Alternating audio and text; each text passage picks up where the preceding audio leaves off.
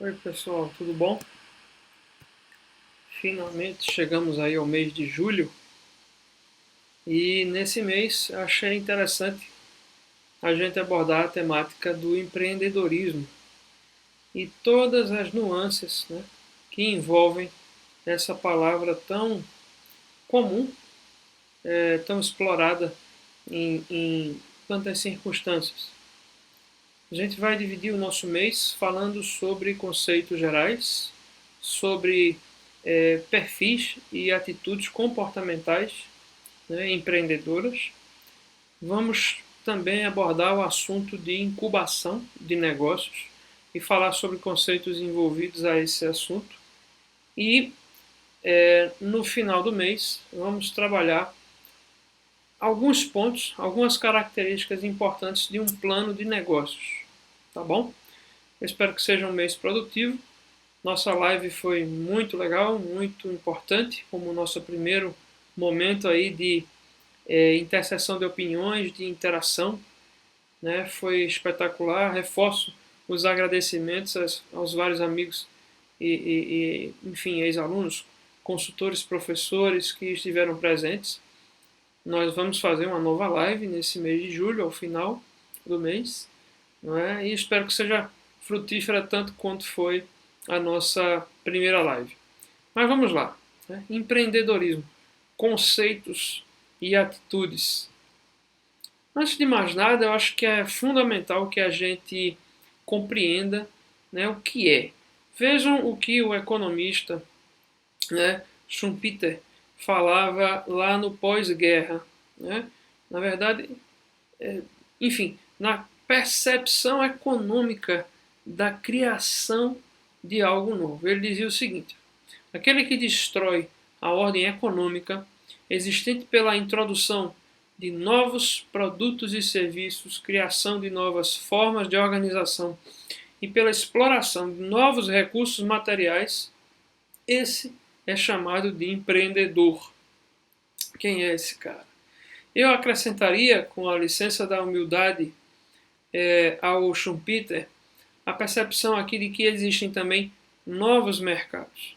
Então, quando eu busco realmente construir uma percepção nova acerca de novos mercados, porque existem novas demandas, provavelmente eu teria a capacidade de criar produtos novos, serviços novos e novas formas, novos modelos de negócio, novos processos. Então é por isso que o Schumpeter é considerado o pai da inovação econômica, porque há uma interligação muito forte nessa percepção dele do que é o empreendedor com a percepção do conceito que ele também trouxe de inovação. Né? E ele criou um conceito chamado destruição criativa. Era um processo pelo qual produtos e serviços vão ser obsoletados, né? Vão ser substituídos. O marketing tem, muito conhecidamente, o conceito da obsolescência programada e da obsolescência perceptiva, conforme vocês devem saber.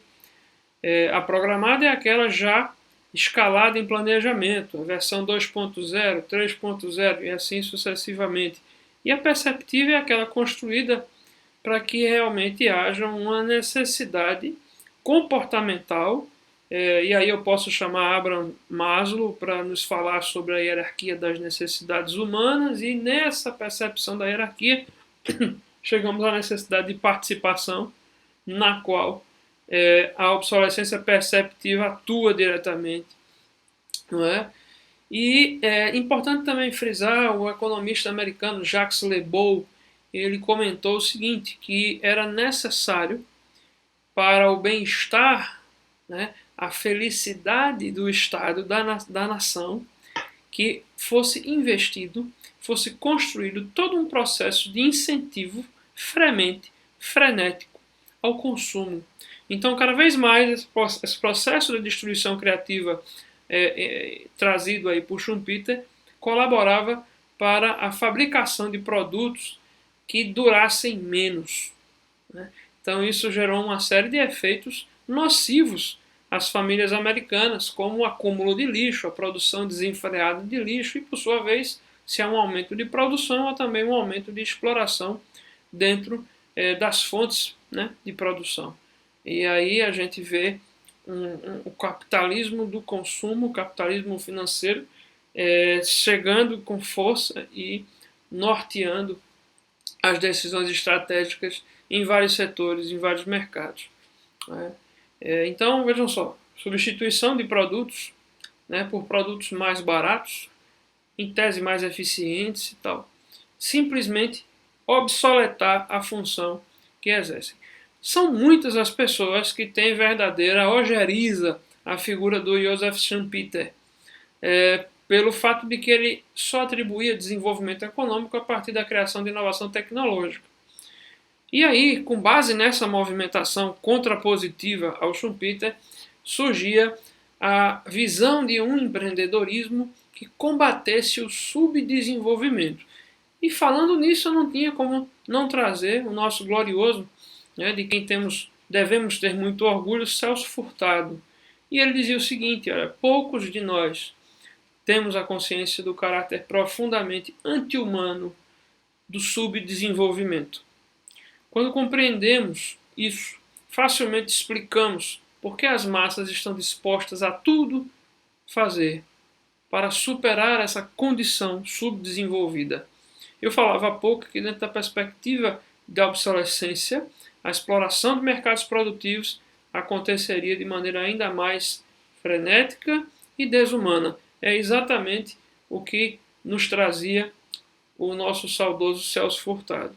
E aí, lendo toda a base construída por Furtado, alguns pensadores, alguns estudiosos, como é o caso da Susan Cousins, lá na Universidade do Texas, criaram essa alcunha do empreendedorismo inclusivo, que alguns chamam de empreendedorismo social também, e que está diretamente imbricado com o conceito da inovação inclusiva.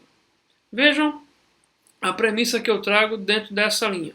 Parte-se da premissa de que o giro econômico baseado na inovação puramente tecnológica gera e exclui periferias não abarcadas quanto a essa atividade econômica formalizada.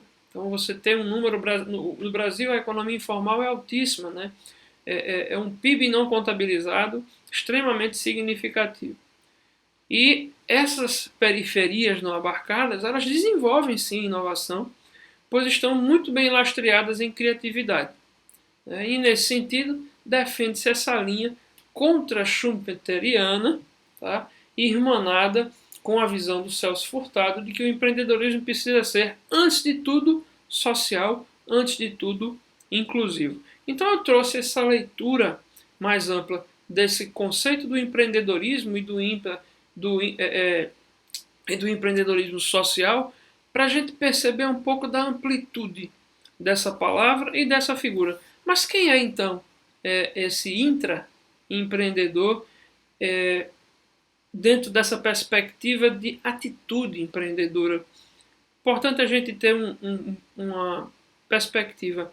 Empreendedor não significa efetivamente aquele que abre um CNPJ. Eu posso me considerar ou ser reconhecidamente um empreendedor se tenho atitudes empreendedoras, decisões empreendedoras, baseadas num conjunto de perfis de comportamento que caracterizam essa figura do empreendedor. Então é bem interessante a gente dissociar. Existem muitos empresários que não são empreendedores, que não inovam, que não transformam, que não geram valor a partir dessa dinâmica de reaprendizado, de desapego a formas anteriores para a criação, para a protagonização, né, de novas formas. E aí a gente tem a figura do intraempreendedor, que é aquele empreendedor que não é dono de uma empresa, mas é funcionário, é servidor público. Né? E olha o que Pinchot III fala. O intraempreendedor é aquele que assume a responsabilidade pela criação de inovações de qualquer espécie dentro de uma organização. Eu acho esse conceito muito legal pela simplicidade dele. Né? Eu sempre adoto essa filosofia de que menos é mais, e o Pinchot III ele traz essa brilhante percepção do que seria o intraempreendedor. Dentro da lógica do conceito de empreendedorismo, teremos ainda outras possibilidades de formato, mas eu resolvi compilar no essencial e agora a gente vai seguir adiante nesse vídeo com a percepção de atitudes empreendedoras. E aí eu fiz o seguinte, eu trouxe a percepção dessas atitudes e coloquei para cada uma delas um exemplo de notoriedade pública, tá? Para que a gente associe essas atitudes, essas decisões, esse comportamento a essas pessoas que podem ser até fruto de nossa admiração, né? E aí a gente chega nesse contexto das atitudes e dos perfis empreendedores e começamos com essa aí, né? A gente vai ver 5 delas aqui nesse vídeo e vamos continuar finalizando com as outras 5 no próximo vídeo, que será no final da próxima semana, tá bom? Vejam só. Busca de oportunidades e iniciativa. A gente conhece aquele dito popular que fala assim, né?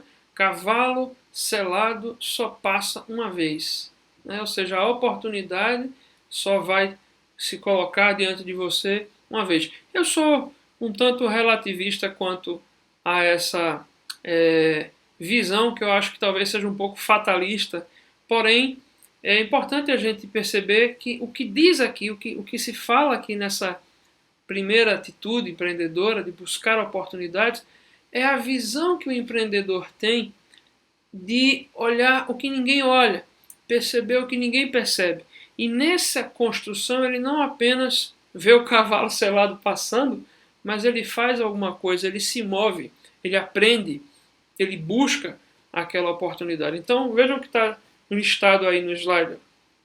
Busca fazer as coisas de maneira anterior a ser forçado pela circunstância. Então, proatividade, né? Age para expandir seu projeto, seu negócio.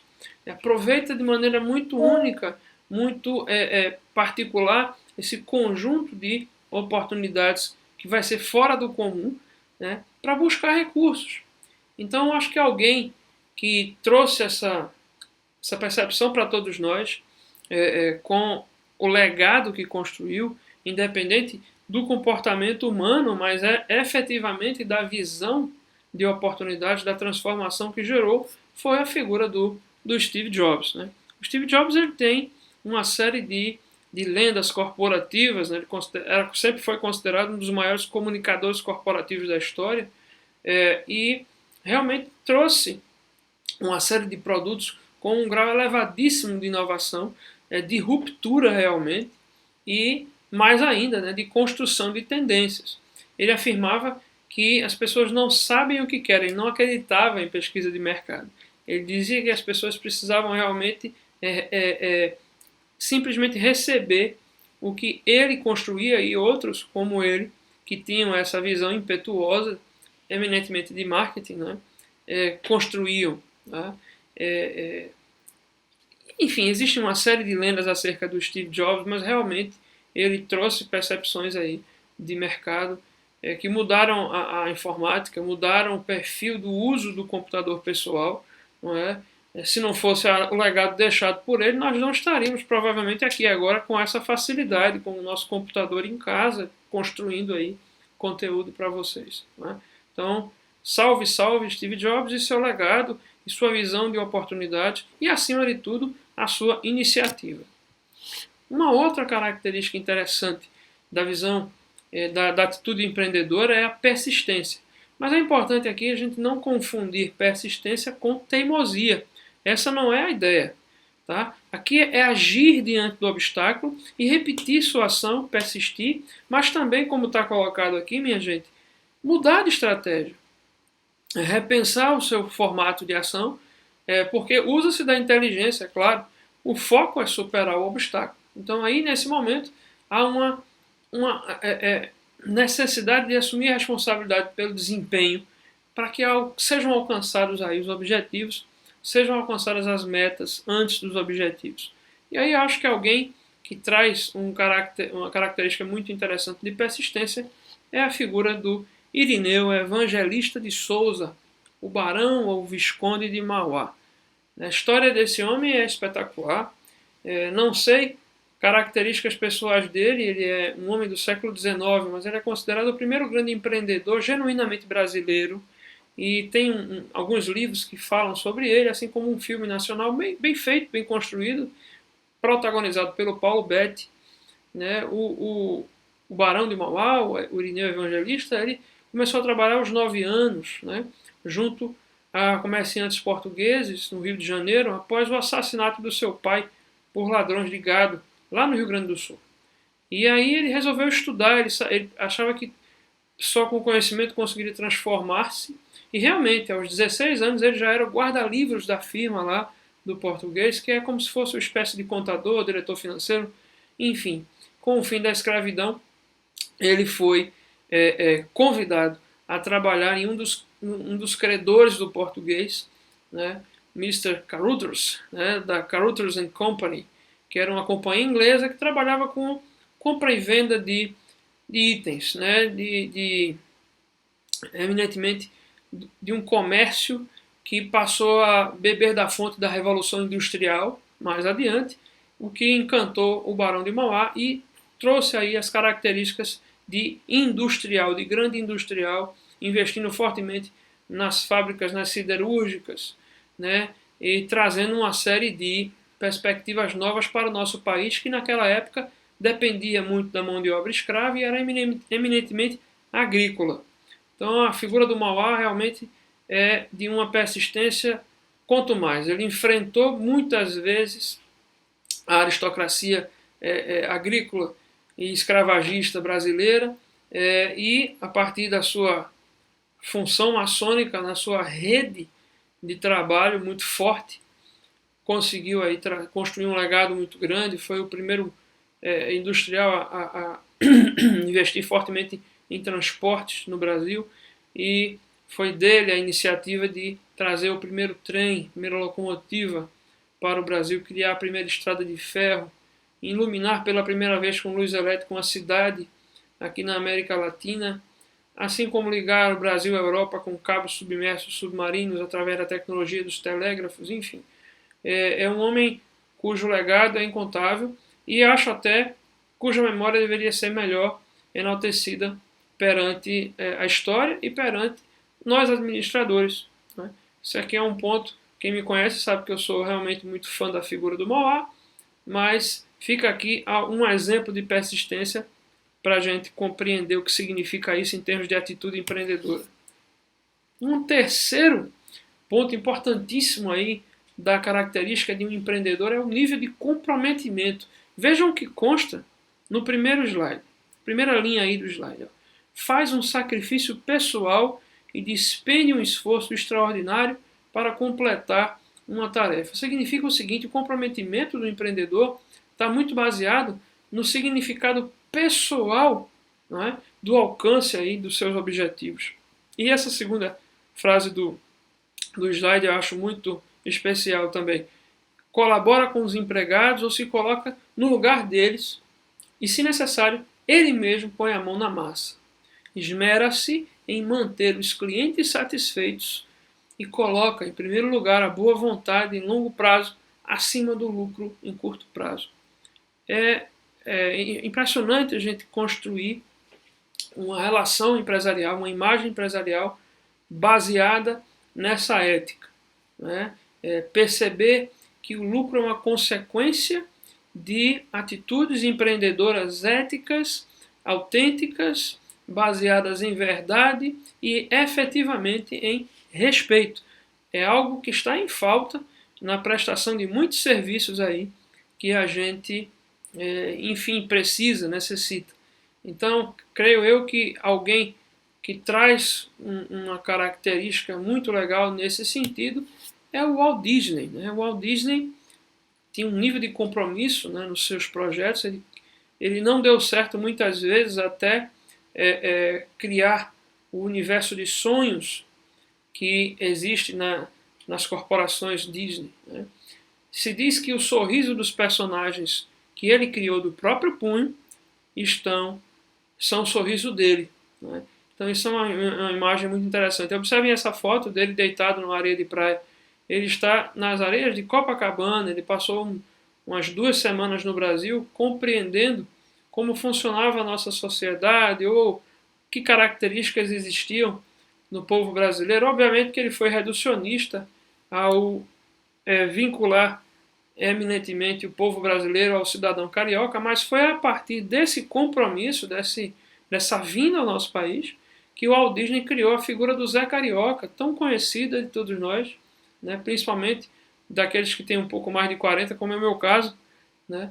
Então eu acho que a Disney ele trouxe uma percepção muito legal e até hoje o que ele criou é sonho de consumo de crianças, de adultos e de idosos. Então é um grande exemplo de comprometimento empreendedor. E aí a gente chega nessa característica interessantíssima e mais técnica, vamos chamar assim, que é a exigência de qualidade e eficiência. Eu já comentei em vídeos anteriores do nosso canal, nesse mês de junho, a diferença entre eficácia, eficiência e efetividade. Quando se busca um nível de qualidade realmente alto, a gente está buscando muito mais do que ser eficiente, estamos buscando ser efetivos, ou seja, o valor dos nossos objetivos é extremamente maior do que simplesmente o alcance. A gente maximizou o valor da vitória, né?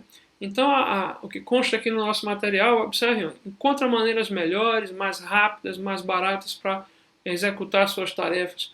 Age de maneira a buscar um nível de satisfação que supere os padrões de excelência. Ele desenvolve e utiliza procedimentos que vão assegurar o trabalho, né, a conclusão do trabalho, o tempo que vai levar, enfim, sempre buscando alcançar os padrões previamente estabelecidos de qualidade. Então, é superação, né? Superação o tempo todo, o desejo de se superar, o desejo de fazer melhor, o desejo de ser efetivo. E aí eu não poderia trazer, eu creio, uma outra pessoa, né? Senão o nosso Ayrton Senna do Brasil, Ayrton Senna da Silva, um exemplo tão importante para a gente de superação e de vitória, né? O Senna não era engenheiro, mas era considerado um grande acertador de carros. Se dizia, inclusive, que havia uma simbiose, veja uma lenda em cima do homem, né? Havia uma simbiose dele com o carro, ele sentiu o asfalto com os pés, as rodas do carro passavam a fazer parte do corpo dele, o carro e ele eram uma coisa só, era o que se dizia, tamanha habilidade e ousadia que ele imprimia no seu trabalho, na sua vida profissional e que geraram tantas vitórias emocionantes, né? E importantes aí para enfim, a autoestima do povo brasileiro.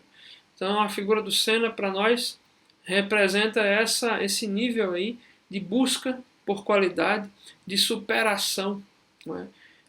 Enfim, de crescimento, de evolução, né? E dentro das características do Senna, que eu me lembre, assim era a impressão que eu tinha, ele sempre foi uma figura de certa forma recatada, humilde, não me parecia ser uma pessoa prepotente ou com muita empáfia em relação ao seu sucesso.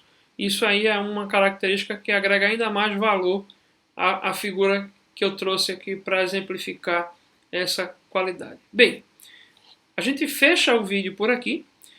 Vocês pesquisem, explorem ainda mais essas temáticas do empreendedorismo para que os próximos vídeos vocês tenham ainda mais uma imersão no tema, né? Semana que vem a gente vai continuar com as temáticas, com esses perfis e atitudes que se somam em 10. São 10 as atitudes empreendedoras, né? E aí depois a gente vai migrar para um outro assunto, que é a incubação de negócios. Ok, pessoal? Então, espero que tenha sido legal, que vocês tenham gostado. Estou tentando, como vocês já estão vendo, resumir o tempo para que a gente tenha uma dinâmica ainda maior, né? E até semana que vem.